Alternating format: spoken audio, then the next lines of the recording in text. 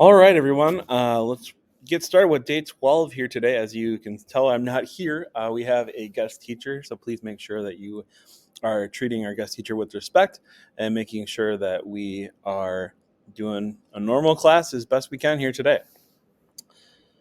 We are going to talk about Young Ju's Rings of Culture, first of all. Then we'll get you into the last chunk of our book, reading and doing some interactive notebook activities. So, we're going to have you start today by going to your interactive notebook.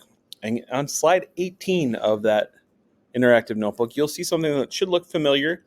We've done this before with our character Young Ju.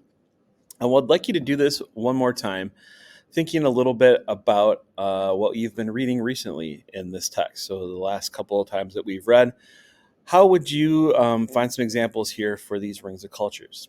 You're going to take these boxes and put some examples of some different cultural expectations that you think Young Ju's experiencing, maybe related to gender or age or ethnicity or class or location or religion. Just find three. If you can put a page number, that would be great.